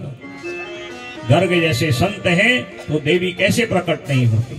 और कहा गर्गाचार्य जी आप चिंता मत करो, 2 पुत्र आपके यजमान के होंगे, उनकी रक्षा मैं करूंगी। तो उसी देवी ने आपके कृष्ण और बलराम की रक्षा की, कंस आदि राक्षसों का अंत किया। और वही विष्णु और यत् कृपया विश्वम विभर्ति भगवान इदम, वही जब विष्णु पर कृपा करती हैं तो पालन पोषण करने के देवता बन जाते हैं, खाद्य मंत्री बन जाते हैं, रसद मंत्री बन जाते हैं। शिव पर कृपा करती है, संहार के देवता बन जाते हैं। ब्रह्मा पर कृपा करती हैं तो ब्रह्मा रचना करने वाले बन जाते हैं। तो आपके क्लेशों को पुनः वह भगवती दुख करेगी। तस्या आराधने नैव सद्यः श्रेयो हि वांशसि, आपको श्रेय मिलेगा, उसका पुण्य मिलेगा। इसलिए आप देवी जगदम्बा की आराधना करें। वसुदेव जी ने प्रश्न किया भगवन का ही सा देवी किम प्रभावा महेश्वरी कथम आराधनम तस्या देवर्षे कृपया वनो। वो देवी कैसी है, उनका स्वरूप क्या है, कैसे उनकी आराधना की जाती है। देवर्षि नारद आप हमें बताइए। नारद जी ने उस देवी की महिमा को बताने के लिए 9 दिन की देवी भागवत वसुदेव जी को सुनाई। प्रथम स्कंदमारभ्य श्री नारद मुखोद्गतम शुश्रावो देवस्य भक्त्या भागवतामृतम।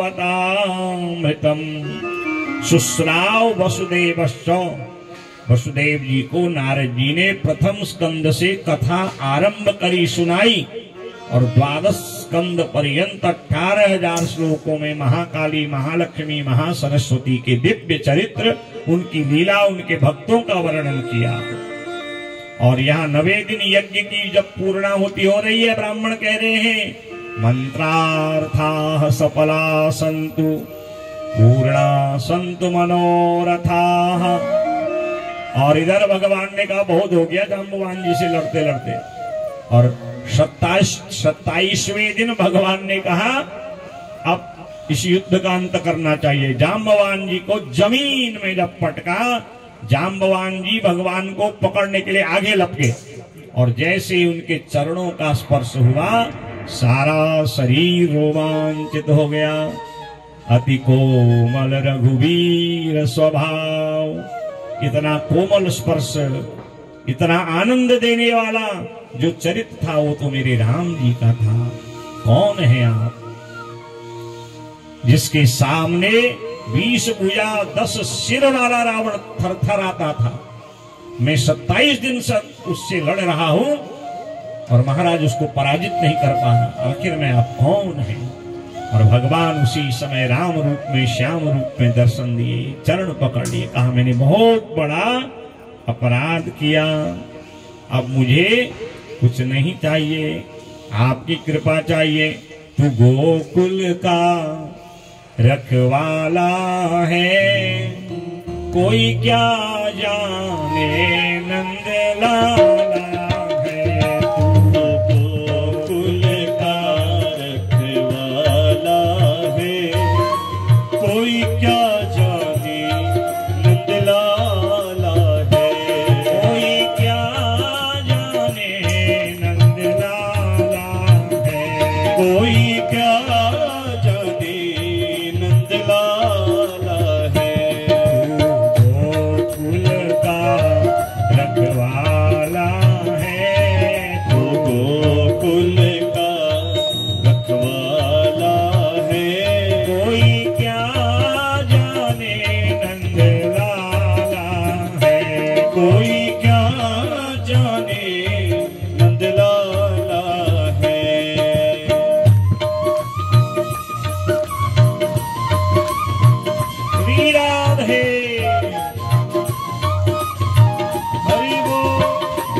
मस्ती में भाव में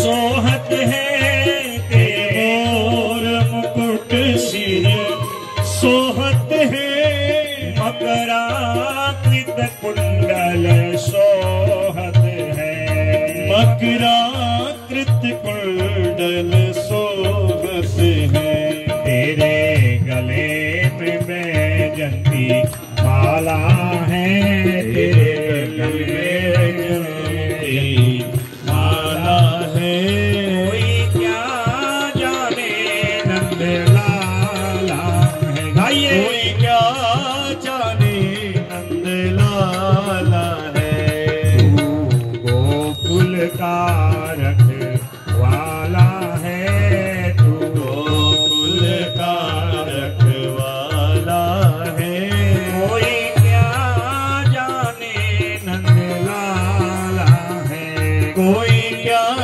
जाने नंद लाला है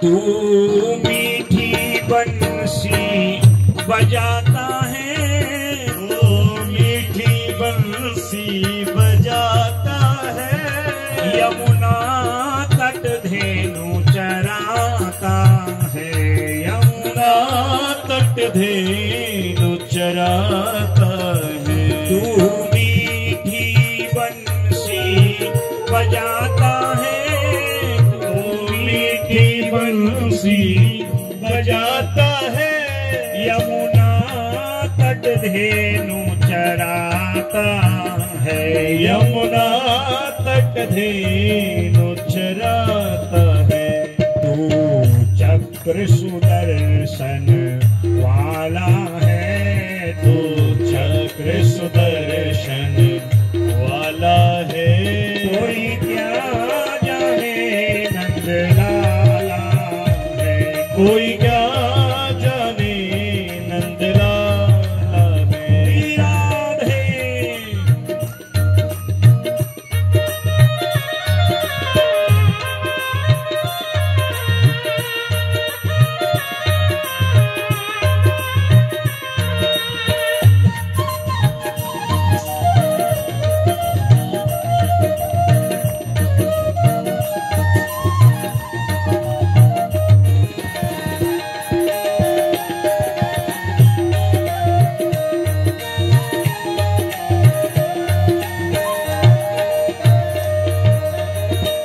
संसार तुम्हारी माया है संसार तुम्हारी माया है घट घट में तू ही समाया है घट घट में तू ही समाया है तू ही प्रभु दीन दयाला है तू ही प्रभु दीन दयाला है कोई क्या जाने नंद लाला है कोई क्या जाने नंद लाला है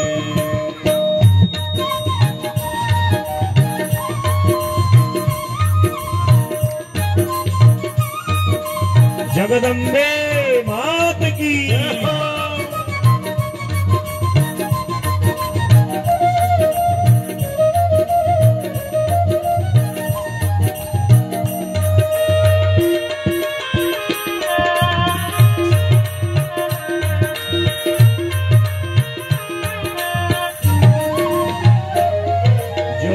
शरण तुम्हारी आता है, जो शरण तुम्हारी आता है।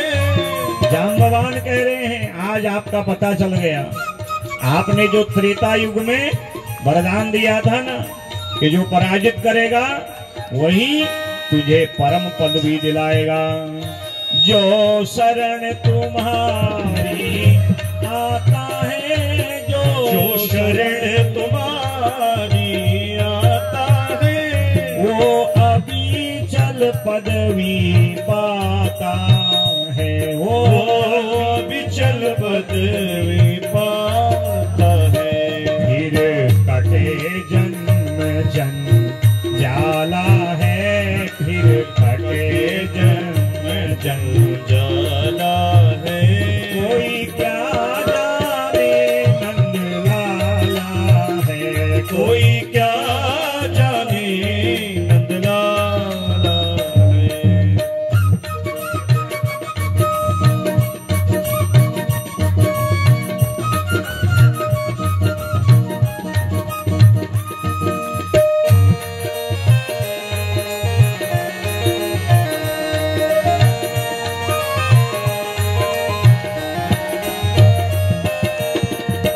यह दास तेरा गुण गाता है, यह दास तेरा गुण गाता है। चरणों में शीश झुकाता है। चरणों में शीश झुकाता है। तू बिगड़ी बनाने वाला है, तो बिगड़ी बनाने वाला है। कोई क्या जाने नंदलाला है, कोई क्या जाने नंदलाला है। तू गोकुल का रखवाला है, तू गोकुल का रखवाला है। कोई क्या जाने नंदलाला है, कोई क्या जाने नंदलाला है। अच्युतम केशवम राम नारायणम, अच्युतम केशवम राम नारायणम। कृष्ण दामोदरम वासुदेवम हरिम, कृष्ण दामोदरम वासुदेवम हरिम। श्रीधरम माधवम गोपिका वल्लभम, श्रीधरम माधवम गोपिका वल्लभम। जानकी नायकम रामचंद्रम भजे, जानकी नायकम रामचंद्रम भजे। राधिका नायकम कृष्ण चंद्रम भजे, राधिका नायकम कृष्ण चंद्रम भजे। गोकुल का रखवाला है, कोई क्या जाने नंदलाला है। ओ गोकुल का रखवाला है, कोई क्या जाने नंदलाला है। कोई क्या जाने नंदलाला है, कोई क्या जाने नंदलाला। बोले भक्त वत्सल भगवान की जय। चरण पकड़ लिए जाम्बवान ने। आप वही हो, कहा मैं वही हूँ, क्या चाहिए? परम पद भी चाहिए। कहा ठीक है, अब अपना कार्य करो। क्या काम करना है? महाराज हाँ मेरा काम है, मेरी जो बिटिया है ना जाम्बवती आपका भजन करती है और जो है आप इसको पत्नी रूप में स्वीकारिए। दधो कृष्णाय संपूज्य शमंतकमणिं तथा ऋक्षराजस्तत प्रीत्या कन्याम जाम्बवतीं निजाम। अपनी बिटिया जाम्बवती का पाणी ग्रहण आज जो है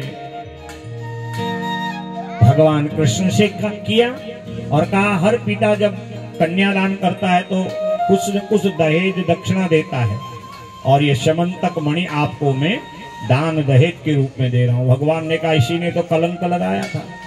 और फिर भगवान शताम पत्नीम समादाय मणिम कंठे तथा दधत, और आए जाम्बवती को लेकर के द्वारिका में। जाम्बवान परम पद को प्राप्त हुए। बहुत बड़ा उत्सव हुआ और सारी बात भगवान श्री कृष्ण द्वारिकानाथ ने अपने माता पिता को बताई। नारद जी कहते हैं देखो ऐसी यह देवी भागवत वसुदेव जी, जिसको आपने श्रवण किया और सुनते ही आपके खोए पुत्र आपको मिल गए। अकेले नहीं आए, लक्ष्मी को लेके आए, धन धान्य को लेके आए। और आज द्वारिका वासी बड़े प्रसन्न हुए। भार्या सहितम कृष्णम, भार्यया सहितम कृष्णम वसुदेव पुरोगमाः दृष्ट्वा हर्षाश्रुपूर्णाक्षाः समवापुः परामुदम्। सबको बड़ा अत्यंत हर्ष हुआ और आज द्वारिका में बहुत बड़ा उत्सव हुआ। भगवान जाम्बवती के साथ विधिवत विवाह किए हैं और बुलाया सत्राजित को। कहा तुमने इस मणि का चोरी का कलंक लगाया था मुझको। और भगवान ने कहा जो भी होता अच्छा ही होता है, क्योंकि भगवान ने भादो शुक्ल चतुर्थी के चंद्रमा का दर्शन किया था। भादो शुक्ल चतुर्थी के चंद्रमा को नंगी आंखों से नहीं देखना चाहिए, नहीं तो ऐसे ही लोकापवाद लगता है। इसीलिए अपवाद लगा भगवान को, मिथ्या कलंक। और कहा सत्राजित लो ये मणि। सत्राजित बड़ा लज्जित हुआ। मैंने तो आपको जो है किसी भी प्रकार से कोई कहा ही नहीं था, कलंक लगाया ही नहीं था, परंतु ये बातें बनते बनते आपके कानों तक जो है गलत रूप में आई। इसलिए आज अब आप जो है मेरे अपराध को क्षमा करो। मेरी जो बिटिया है ना सत्यभामा, वो आपका भजन करती है, उससे ब्याह कर लो। हमसे जो है रिश्तेदारी हो जाएगी, नातेदारी हो जाएगी तो कड़वाहट कम हो जाएगी। और इस मणि को हम आपको ही देते हैं। बिटिया सत्यभामा को दान किया, मणि भगवान को दिए। भगवान ने कहा ठीक है, सत्यभामा को पत्नी तो हम बना लेंगे, पर ये मणि आपकी जो है धरोहर है, ये भगवान सूर्य ने आपको दी है। आप इस मणि को अपने खजाने में रखिए। अगर हमसे अधिक प्रेम है तो मणि नहीं, मणि से उत्पन्न सोने को रोज हमारे खजाने में द्वारिका में भेजा करें। आना जाना भी लगा रहेगा और मित्रता प्रेम भी बनी रहेगी। इस प्रकार देवी भागवत के द्वारा वसुदेव भगवान का पुत्र शोक, जो कृष्ण के विरह में, भगवान के विरह में वसुदेव जी देव की आकुल व्याकुल थे, इस देवी भागवत की कृपा से उन्होंने भगवान कृष्ण को प्राप्त किया। उनका दुख को, उनका जो दुख है वो दूर हुआ। फिर इसमें एक कथा सुद्युम्न आदि की आती है। वशिष्ठ जी ने देवी आराधना के द्वारा एक माह पुत्र, एक माह कन्या रूप में परिवर्तन किया। कथा आगे प्रथम स्कंद में विस्तार से आएगी। और फिर देवी की आराधना से वो पुनः पुरुष रूप को प्राप्त हो गया।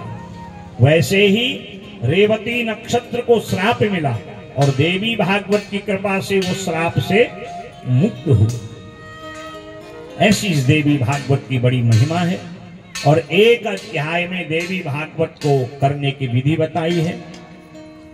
जब भागवत करने की इच्छा मन में हो तो विद्वान ब्राह्मण के पास जाएं। वैसे तो मुहूर्त दिन का कोई महत्व नहीं है, हो सके तो नवरात्रि के दिनों में इस कथा को सुने। वैसे इसमें कृष्ण पक्ष शुक्ल पक्ष का ऐसा कोई भेद नहीं है। कथा के लिए न मास का नियम है, न दिन का है, न मुहूर्त का। फिर भी अगर उचित दिन मिल जावे तो कथा को आरंभ करें और विधिवत मंडप बना करके गोमय से लीपें, कदली स्तंभों से उसको सुंदर सुशोभित करें और पूरब की ओर व्यास जी की गद्दी, व्यास जी का मुख करें। प्रधान यजमान उत्तर की ओर मुख करें। यदि व्यास जी का उत्तर की ओर मुख हो तो प्रधान यजमान पूरब की ओर मुख करें। और बाकी जिसको जैसे व्यवस्था हो विधिवत स्वस्ति वाचन, गणेश पूजन, मातृ पूजन, पितरों के लिए आप विवेक श्राद्ध, पुण्याह वाचन, कलश का स्थापन करके नवग्रह पूजन कर सर्वतो भद्र मंडल आदि अनेक मंडप बनाने का विधान है। और फिर सुवर्ण की देवी की प्रतिमा बनाएं, और अगर वित्ता भाव हो तो चांदी की भी चल सकती है, मिट्टी की भी चल सकती है।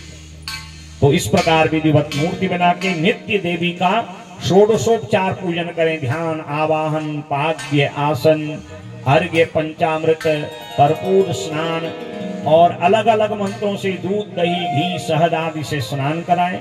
वस्त्र आभूषण जैसा हम पहनते हैं वैसे देवी को भी अर्पण करें। धूप, दीप, नैवेद्य, रक्त चंदन, केसर चंदन, अक्षत, सिंदूर, पुष्पमाला आदि से भगवती का विधिवत पूजन करें। चरण से मस्तक पर्यंत अंगों का पूजन करें। नैवेद्य अर्पण कर फल, तांबूल, दक्षिणा और उनके पावन नाम जप करके 108 नाम देवी के बहुत है। नते रूपम वेतुम, उनके नाम, उनके गुण, उनकी लीला का कोई पारावार नहीं है। सहस्र नाम भी हैं देवी के, परंतु 108 नाम की बड़ी महत्ता है। ओम सत्ये नमो, साध्वे नमो, भवप्रीताये नमो, भवान्ये नमो, भवमोचिन्ये नमो। ऐसे जो है सिंदूर मिले चावल या लाल फूल माँ को बहुत प्रिय है। तृतीय स्कंद में आप सुनेंगे कि जो देवी का मणिद्वीप है वो रक्त वर्ण का ही है, उनको लाल वस्त्र बहुत प्रिय है। और फिर नीराजन करें, एक परिक्रमा करें, दंडवत प्रणाम करें, विशेष अर्घ्य दें, क्षमा याचना करें। और फिर नियम है सूर्योदय से सूर्यास्त पर्यंत कथा सुने। अब हम लोग कितनी देर सुनते हैं? 1 बजे से 5 बजे कथा लिखी है ना। घर से निकलेंगे 2:30, 3, 4, कई लोग तो 4:45 बजे आएंगे। उन्होंने कहा भाई 1 बजे वाले को भी वही पुण्य मिलेगा, हमको भी। ठीक है, आपको जैसा सुविधा लगती है। तो कल से कथा 1 बजे से होगी और 5 बजे हम विश्राम कर देंगे, क्योंकि दूर दूर से लोग आएंगे। दिन भी छोटे हो गए, आज तो पहला दिवस है। कथा ही आज 2:15 बजे लगभग आरंभ हुई थी।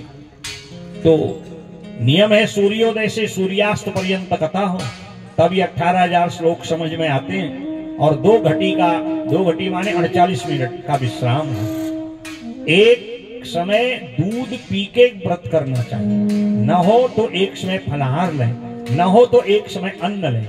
और अन्न कैसा हो? बासी नहीं हो, जला न हो और तामसी पदार्थ न हो।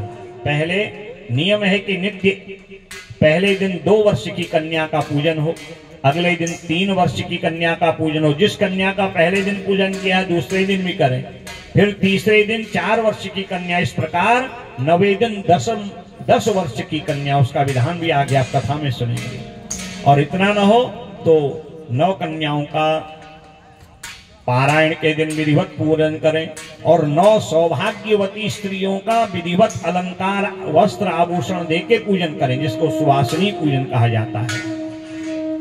और तिल, जौ, खीर, हलवा से 1800 नवारण मंत्र ऐं ह्रीं क्लीं चामुंडाय बिच्चे से हवन करें।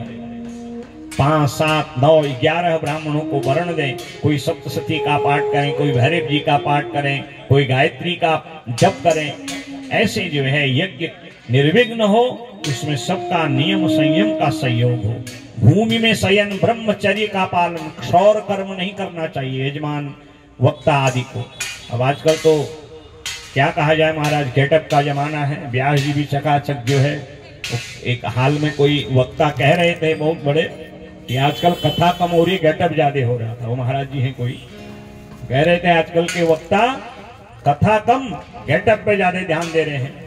वो जैसे पर्दे नहीं होते हैं वैसे वैसे तो कुर्ते पहन रहे हैं, लंबे लंबे बाल कर रहे हैं, दाढ़ी मोछ साफ है उनकी। अब सारा ध्यान तो उनका अपने फेस पर है, तो श्रोता के फेस का क्या होगा?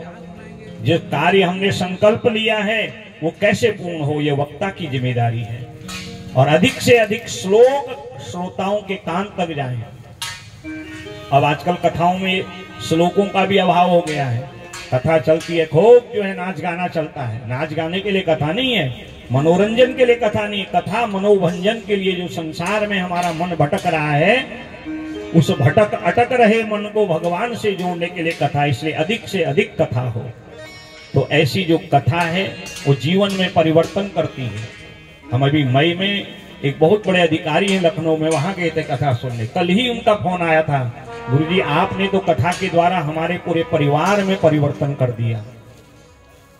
हम तो क्या सोचते थे, हाई फाई सोसाइटी, पर आपने जो कथा सुनाई भागवत जी की, इतना परिवर्तन कर दिया। मैंने कहा मैंने नहीं, आपके मन ने संकल्प लिया और मन से आपने कथा सुनी, तन से नहीं। जब हम मन से कथा सुनते हैं तो जीवन में परिवर्तन आता है। और अगर कथा से परिवर्तन आ गया 4, 6, 10 श्रोताओं के जीवन में, तो ये कथा सार्थक हो जाती है। तो इसलिए ब्रह्मचर्य का पालन करें, क्रोध रहित हो करके, अक्रोध नहीं शौच परई सततम ब्रह्मचार्य। स्नान करके शरीर को पवित्र करें, नवान मंत्र से मन को पवित्र करें और क्रोध रहित हो करके समाज को प्रसन्न करें, और तब वो पूजा, वो विधान, वो कथा हमारे लिए अनुकूल होती है, सार्थक होती है। बड़ी विधियां हैं। व्यास आसन से ऊंचे आसन पे कथा न सुने, बीच में बोल के कथा न सुने, और बार बार आसन बदल के कथा न सुने, नींद निकाल करके कथा न सुने, और कथा में जैसे जो है आनंद हो, वक्ता को अव्यवस्था न लगे, ऐसे भाव से कथा सुने। वक्ता के सामने कटर पटर करेंगे तो वक्ता का मन कथा में कहां लगेगा? क्योंकि वक्ता तो बहिर्मन से कथा श्रवण कराता है और श्रोता अंतर मन से कथा श्रवण करता है। और इस प्रकार विधिवत देवी के चरित्रों को श्रवण करना चाहिए, और तब इस व्रत का उद्यापन, विधिवत हवन, नव पूजा, नव कन्याओं का पूजन, एक बटुक का पूजन, 9 सौभाग्यवती सुवासिनी पूजन जिसको कहा जाता है, ब्राह्मण संतों का भोजन, गोग्रास, और तब भंडारा विधि से इस कथा का पारायण करना चाहिए। बड़ी विधियां हैं, आप लोग सब जानते हैं, बहुत बार आप लोगों ने कथा सुनी होंगी। तो इस विधि से जो भगवती की कथा को सुनते हैं, श्रीमद् भागवतम पुराणममलम यद ब्राह्मणानां धनम धर्मो धर्मसुतेन यत्र गदितो नारायणेनामलः गायत्रास रहस्यमत्र च मणि द्वीपश्च संवर्णितः श्रीदेव्या हिमभूभृते भगवती गीता च गीता स्वयं।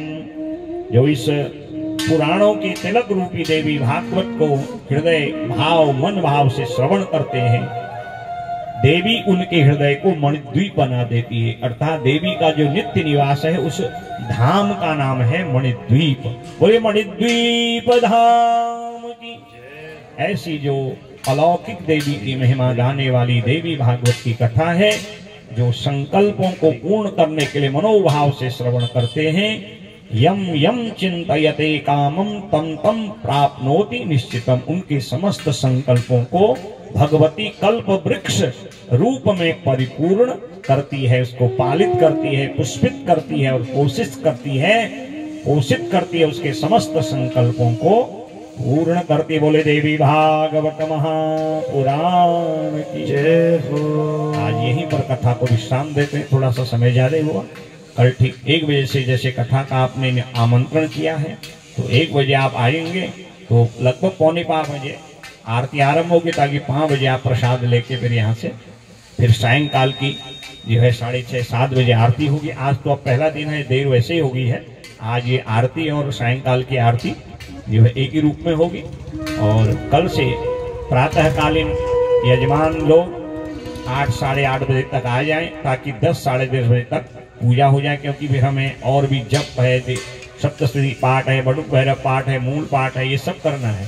और फिर 12 बजे विश्राम करके फिर 1 बजे से हमारे संगीत के विद्वान आकर के आपको 1 बजे से पहले भजन सुनाएंगे, उसका भी लाभ लीजिए।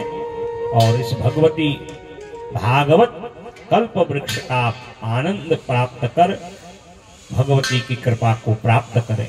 बोले आदि शक्ति जगदम्बे मात की जय। जय दुर्गे जय दुर्गे जय दुर्गति नाशिनी जय दुर्गे। गाइए जय दुर्गे जय दुर्गे जय दुर्गति नाशिनी जय दुर्गे।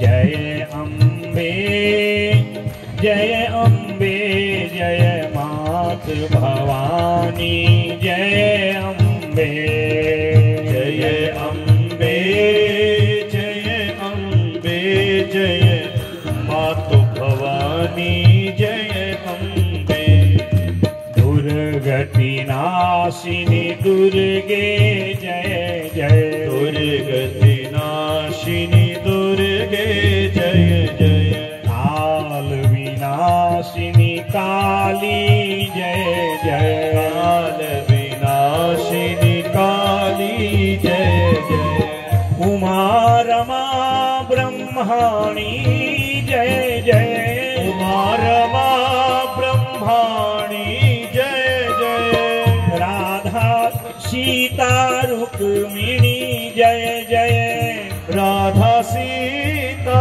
रुक्मिणी जय जय जय अम्बे जय अम्बे जय मात भवानी जय अम्बे जय अम्बे जय अम्बे जय मातु भवानी जय अम्बे जय दुर्गे जय दुर्गे जय दुर्गति नाशिनी जय दुर्गे जय दुर्गे जय दुर्गे जय दुर्गति नाशिनी जय दुर्गे जगदम्बे मात की जय देवी भागवत महापुराण की जय जय श्री राम।